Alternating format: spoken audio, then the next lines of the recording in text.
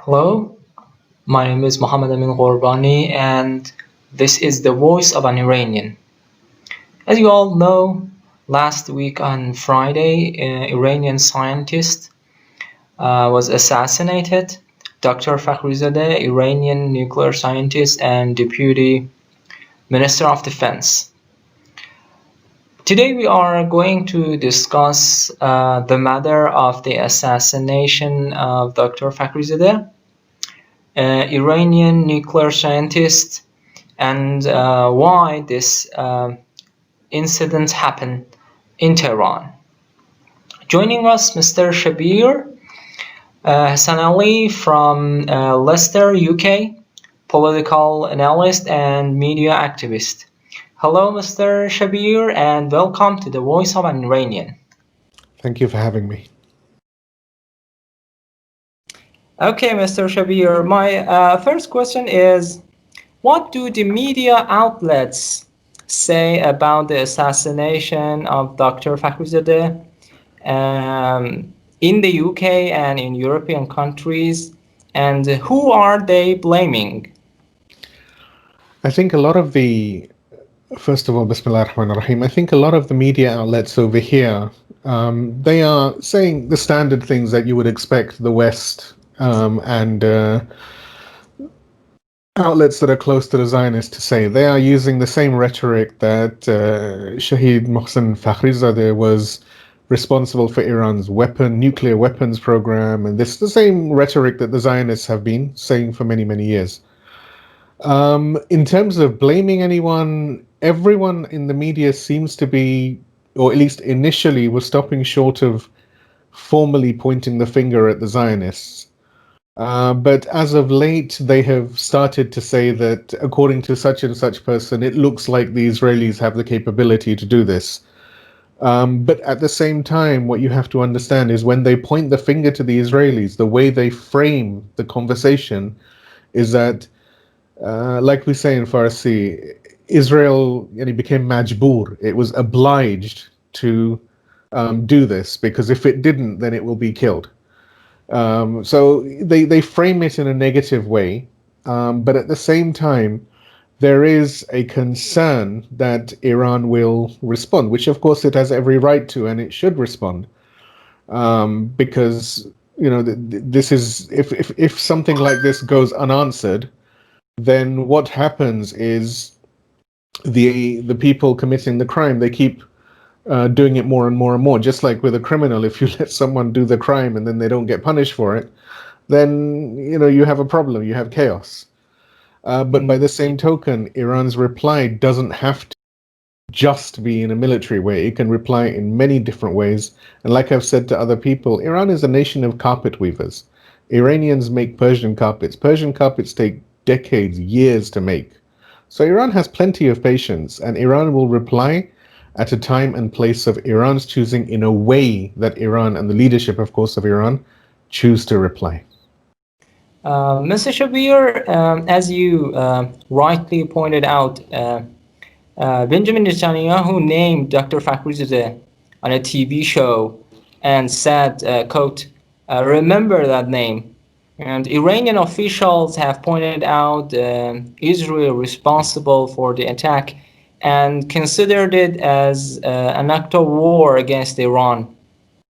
On the other hand, news agencies all around the world vividly hold Israel responsible. My question is that what's the profit for Israel to kill Iranian scientists, and yet they know that Iran's nuclear program won't be stopped, as it didn't stop between 2010 and 2012 when they assassinated 5 other Iranian scientists? I think this is the I suppose the insanity of the Zionists as well as the US.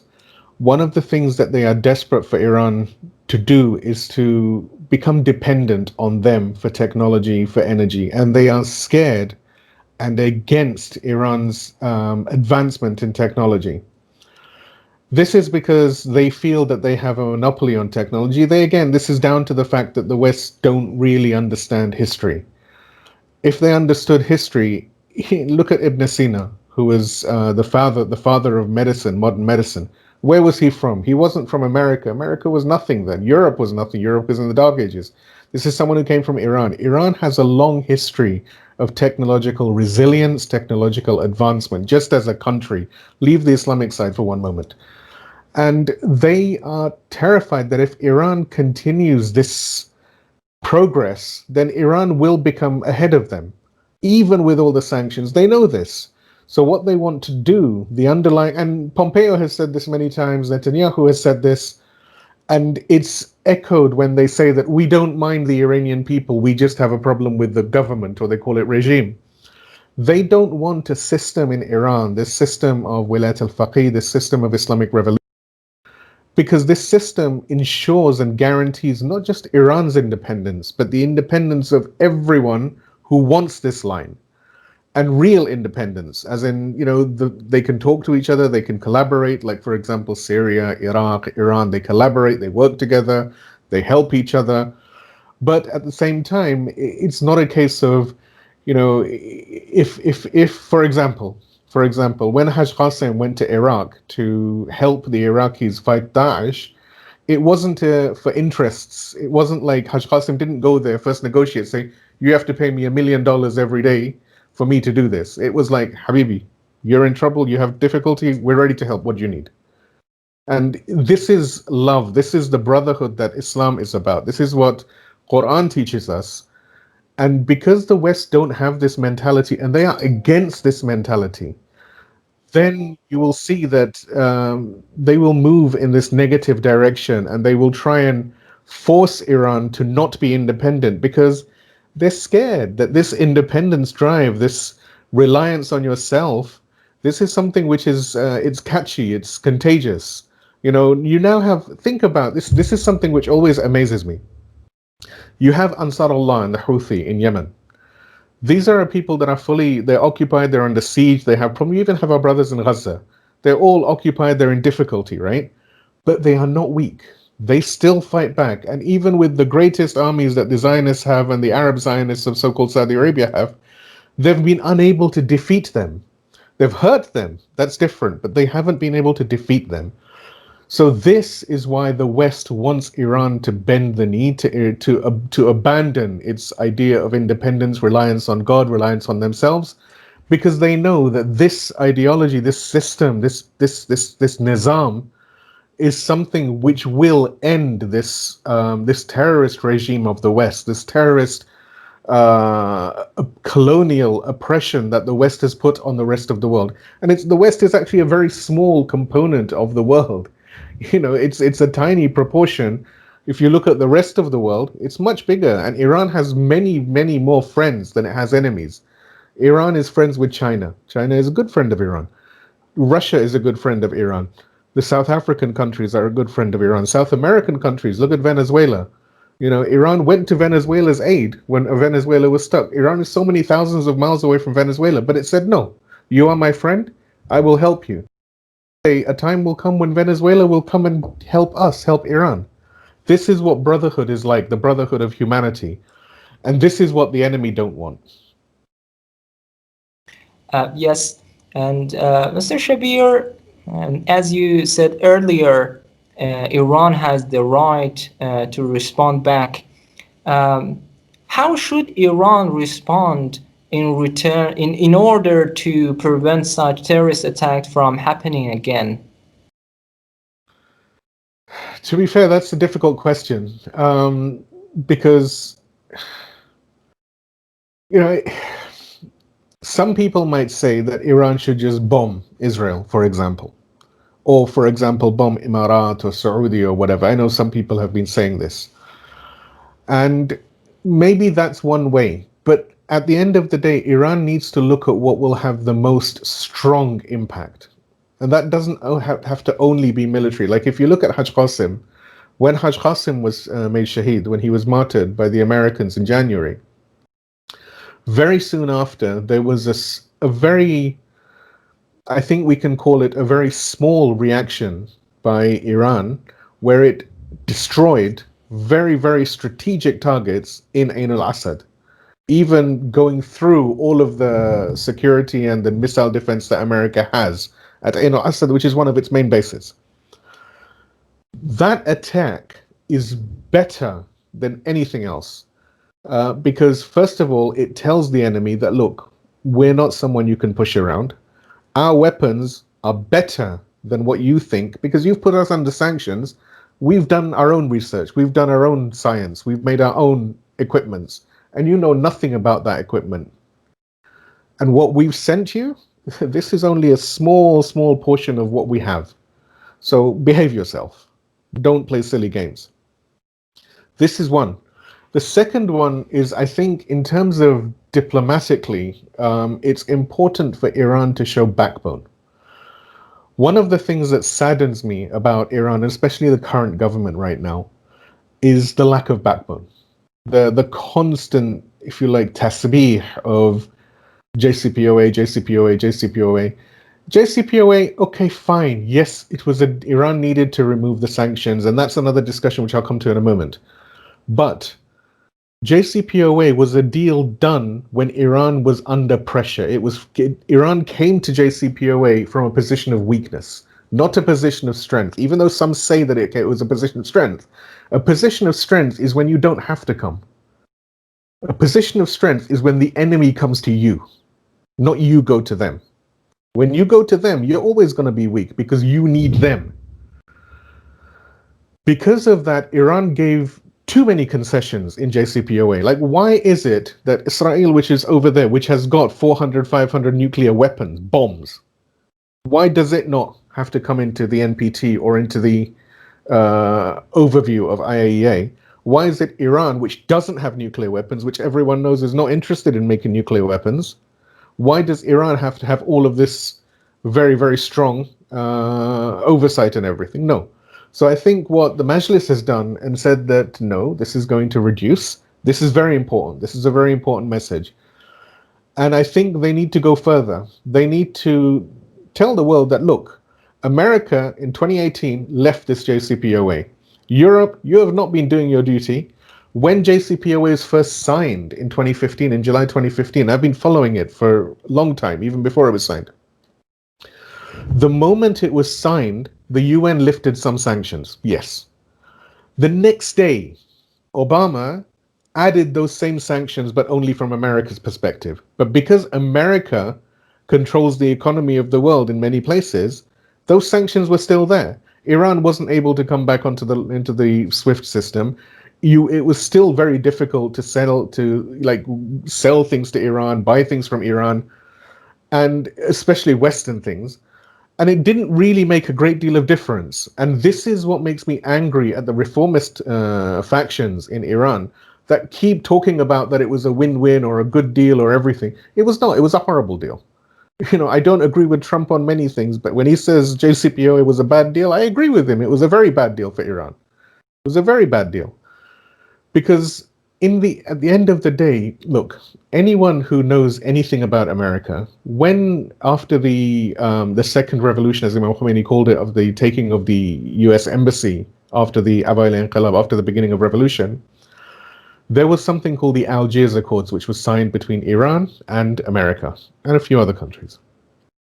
One of the key components of that is that America will not interfere in Iran's internal affairs.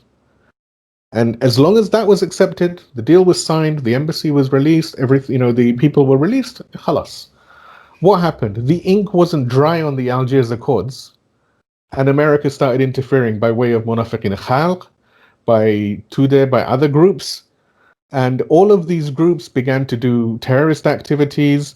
Then Saddam came along and did the occupation of Khorramshahr and Abadan and places and started the 8-year war.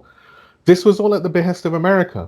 America cannot be trusted. America is like an infant that just wants its own way. It's not mature enough to engage in any discussion. It's a baby.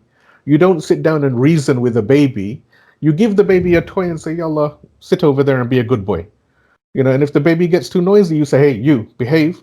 You tell them off, and you take away their toy and say, right, you sit there until you're a good boy until you've grown up.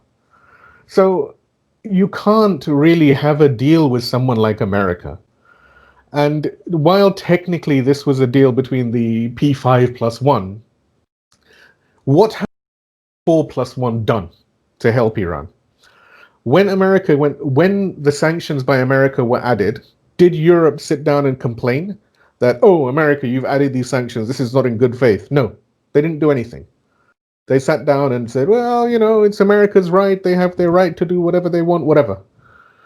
When America left the deal, Europe cried and said, oh, America, you should really come back and, please don't be nasty and everything.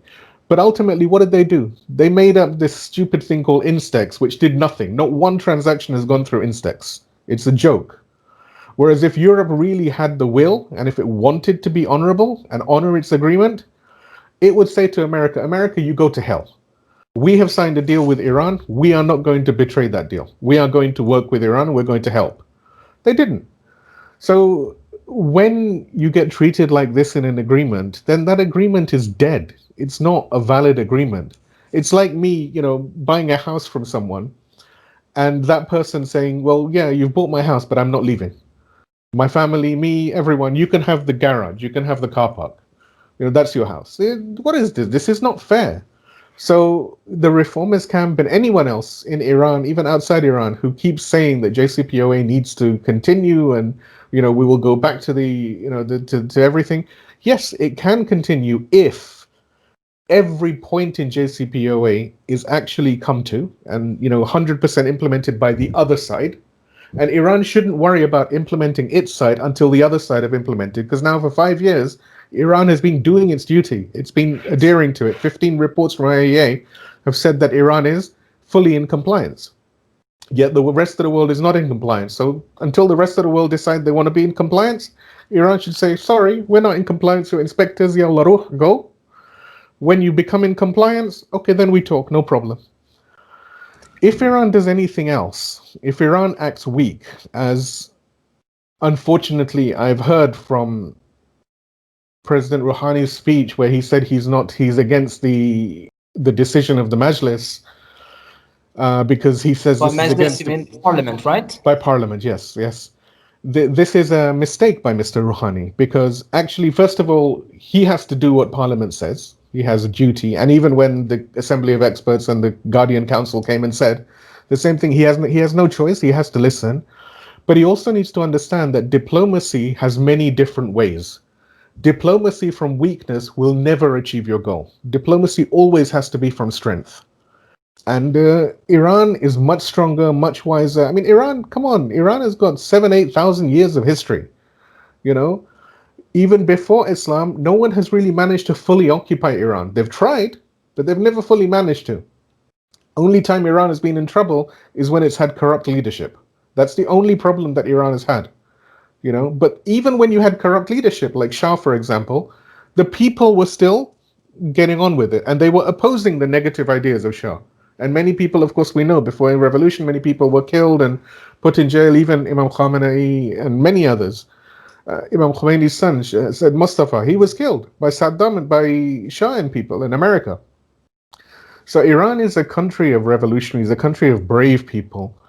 And so it needs to put that on the diplomatic front as well and say, look, America, you want to talk? Okay, fine. But you don't get to dictate to us. We're not going to dictate to you. We're equals. Put your cards on the table and we'll put our cards on the table.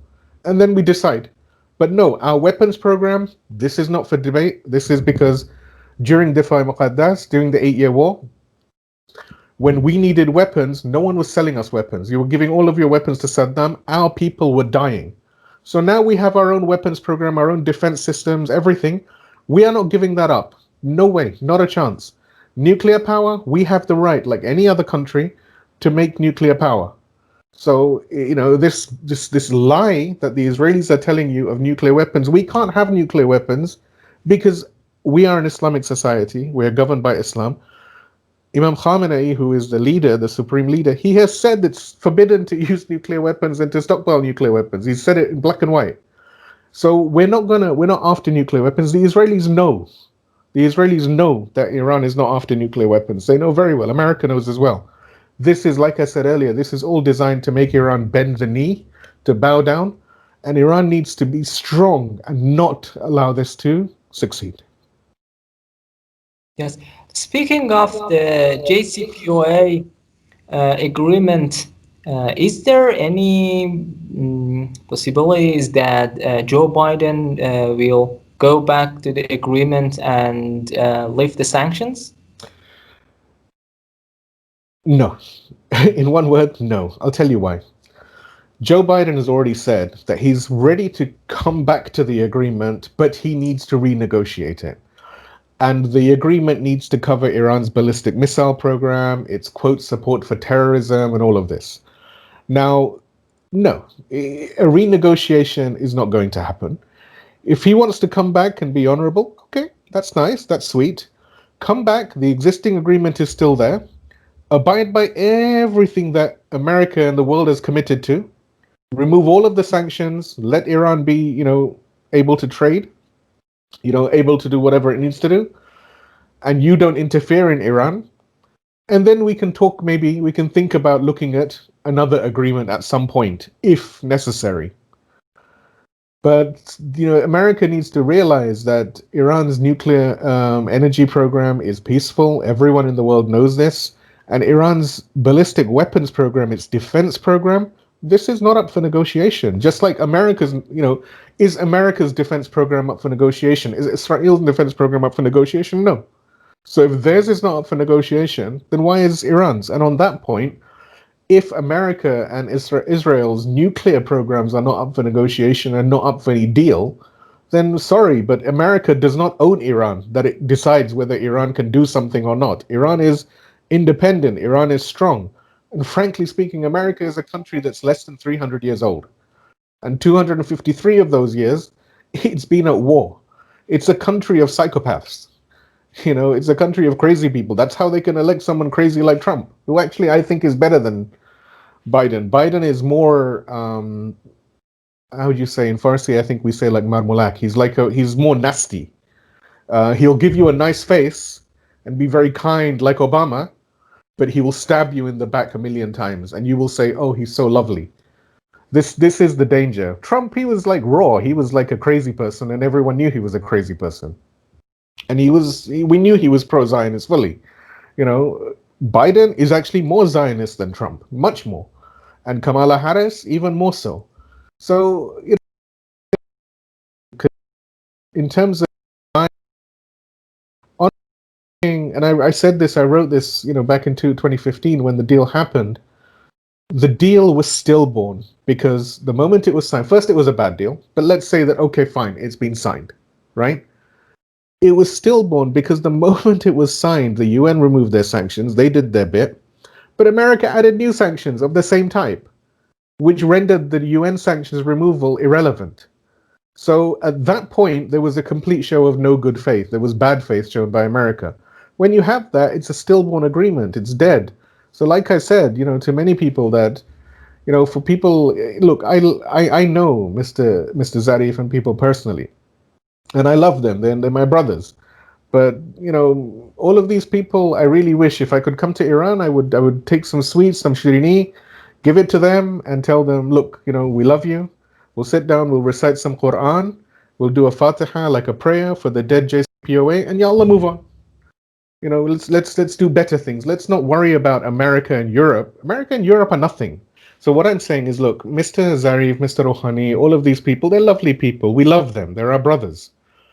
But sometimes when someone is, how do I say, when someone has lost something they love, when they've lost a loved one, a child, or, it's very painful.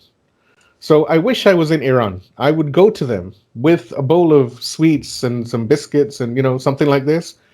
Go to them, visit them, give them a hug, give them a kiss, sit down, recite Quran for a little while, to pray for JCPOA, to pray for them, to give them sabr or patience, and tell them, okay, look, Al-Fatiha, tamam shud, it's finished. Please, let's now get on with the real work at hand. Leave this weakness. But, the thing is, people, I think, I would encourage people, go and visit Mr. Rouhani, Mr. Zarif. Take them sweets, give them a hug, give them a kiss, and tell them, look, my dear brothers, please, khalas. enough of this. Even Imam Khamenei has said very clearly that, yes, we had a negotiation, they didn't honor it. So now there's no renegotiation, it's finished. Al-Fatih, move on, khalas. But they don't want to listen. And I understand why they don't want to listen. I do understand. It's painful. It's very, very painful when you've worked so hard, and they've worked for many years on trying to make this. But unfortunately, it's like if I take a spoon and I try and build a house with a spoon. It's not possible. The spoon will break. The spoon is not strong enough to build a house. I need many, many things to build a house. I need more trust from people. And until you have that, unfortunately, JCPOA, I invite the viewers even to make a Fatiha for it, and we move on. There's no JCPOA. It's finished. Barjam dige morde. Let's say Iran retaliates in its reasonable measure. What would Israel or the United States, as the supporter of Israel, do in return? It depends how Iran retaliates. If Iran retaliates militarily, for example, let's say that we know there was some remote control in the attack. And let's say that was out of, for example, the base in Emarat. And it was controlled by the Israelis, because now Emarat, Israel is the same thing. They've all normalized, as they say, right? They've all become, so UAE is now the United Zionist Emirates, and, it's the same. It's the same as so-called Israel. So if Iran was to hit something like that, and it did it with precision, I think, again, the enemy will be paralyzed. And they won't be able to do anything, because the enemy knows that if they go to war with Iran, it's not like back in 1980 when Iran was alone. That is finished. Iran is a country, is not a country, it's actually an ideology, it's a thought, it's a system. And that system has allies and friends, not proxies, but friends, allies and friends in Yemen, in Syria, in Iraq, in Lebanon, in Palestine. And they know that, this will end badly for the empire. America cannot sustain a war with Iran. It can't. The distance is too much, and America is actually not. America has been fighting continuously in wars since 2001. Continuously, one war after another. Its soldiers are not treated well when they return back to the country. They are treated like junk. There is a lot of suicides within American, and this is when I say American, I mean Western as a whole, including Australian. There's a lot of negativity about war in the soldiers and the military, and it's the politicians and the psychos that want war. I don't think they will start a war, the West. Israel, on the other hand, is slightly crazy. And at the same time, the Israelis also have ideological components that manipulate them, where they need a war between them and Islam, if you like, so that they can provoke the return of the Messiah and all of this stuff, right? Or they have all of these, the Christian evangelicals, the Christian Zionists and such, they have all of these mentalities. Based on that, maybe they will try. But I think the Israeli generals also remember 2006. And when they fought Hezbollah in 2006, this was maybe one Iran is, of what they will face. And this was 14 years ago. 14 years is a long time for people to improve. And even now, they know they can't even fight Hezbollah. They can't even fight Hamas, poor people. Yeah? Saudi, with all of its allies, can't defeat Ansarullah in Yemen. And these are Ansarullah, you have to see them. These are people that go to the battlefield with sticks and flip-flops. They don't need all of this weaponry because their heart is so strong. And when you have people like this, you can't fight. If the Zionists, like Said Hassan has said, if the Zionists do decide they want to make a full-on adventure, then they will go the same way as JCPOA, and no one will bother reciting Fatiha then. But they will also be ended. And when the Zionists are gone, then the region will be resolved, because the Arab Zionists will go as well. And this leads to the whole idea that the only reason the Zionists are there in the region is because America and the West is protecting them in the region. This is why when Rahbar said the best revenge for Haj Qasim's killing is to remove the empire and remove the US from the region, because the moment the US leaves the region, US will start worrying about its own self. This is good for the US. It's good for the people of US. Israel will not be able to sustain anything. Even Hamas will be able to defeat Israel on its own. And because, like Said Hassan has said, it's weaker than a spider's web. There is nothing there. Even within Israel, there is a net emigration away from it. Any people that are born there are desperate to get their second passports because they want to leave. They're not happy. There is so much corruption. Right now, Netanyahu, everyone knows, it's going under corruption trials over and over again. So it's a country that is broken. And this is because of, it started on theft, and anything that is built on something bad, you build it on bad foundation. You build a house on bad foundations, the house will fall after a little while. So this is the thing. So I think whatever Iran does, I don't think America will react, even though America has brought its Nimitz carrier fleet and everything to the region, and they're looking and they're doing investigations and everything.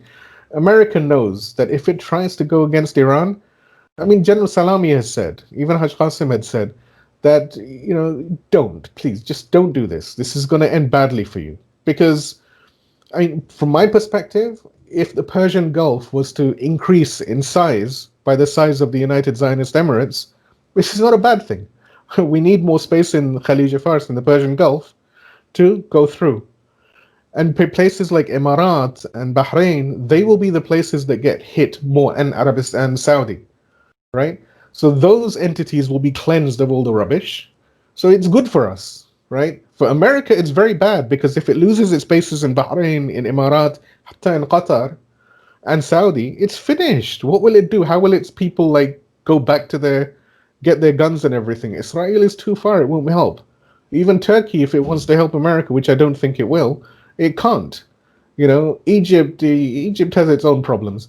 And Jordan, well, I mean, come on, you can't take Jordan seriously as a country. So, I don't think that the Americans will react. The Israelis, I honestly couldn't tell you. It's possible, but whatever the Israelis do, they know that their end is in sight. Thank you, Mr. Shabir. And my last question is that speaking of the Arab regimes in the region, do you think that did they have a hand in this assassination? I think 100% that they had. I say 99% because I don't have any explicit information, but all of the bits say that they did. Reason. On the Monday, there was a meeting between Netanyahu, Pompeo, and bin Salman in Neom, in that new city that he wants to build. They had this meeting, there was more activity around the region, and then all of a sudden, on the Monday the meeting happens, on the Friday, they make Dr. Mohsen Fakhrizadeh a martyr. And bin Salman, Mohammed bin Zayed, all of these princes, I suppose we have to call them, of these countries, they are not really interested in the countries themselves. They're only interested in their own personal possessions, their own personal position. And they are completely controlled by the Americans and by the Israelis. So, without a doubt, they were involved. There's also evidence that Emirat was involved in the killing of Haj Qasim. And one of the other ways that I think that they are very much involved is the speed with which the Emirat turned around and said, oh, big condolences for this. At the end of the day, 1 minute Mohammed bin Zayed is sitting down insulting Iran and everything. The next minute, oh, look, we're very sorry, we didn't do it. We're your friends, don't worry, we're nice. It's because they're frightened. They know what Iran can do. And not only that, UAE's economy is actually very dependent on Iran. No one says this, but the UAE, the biggest expatriate population in UAE, is actually Iranian. A lot of the economy, if the Iranians are all expelled, UAE's economy, which is dying anyway, is dead. If Iran, I actually would recommend to my Iranian brothers and sisters, if there's any watching in UAE, leave, or even anyone, not just Iranian, everyone, leave UAE. If you want to do a free zone business, go to Kish. Kish is beautiful. Kish has got everything that you need, and you can build it up from scratch, and it's run by decent people. Kish Island, which is in the south of Iran, Kish and Qasham and other islands. So move away from Dubai. What is Dubai? Dubai is nothing. It's a place for prostitutes and spies. It's nothing. So they they are scared. The Gulf countries are scared. They know that if America leaves the region, they are completely exposed. They have bought many, many weapons, but they don't even know how to use them. They have to bring in the Israelis and the Americans and the British and the French to use the weapons for them, because come on, this Emirati and Saudi Arabs, Arab actually I should say, which is like the Bedouin Arabs. These people, they don't even know how to tie their own shoes or comb their own hair. They have to have a slave to do this. When you have people as weak as this, the people, the ordinary people of these countries should rise up and remove this cancer that's occupying them, this Al Saud and Al Nahyan, Al Makhtoum. These are all criminals. How did they suddenly turn around and come and take away your land? No, they didn't. They don't own your land. You should just tell them, get out. But these countries will also be changing, inshallah, soon.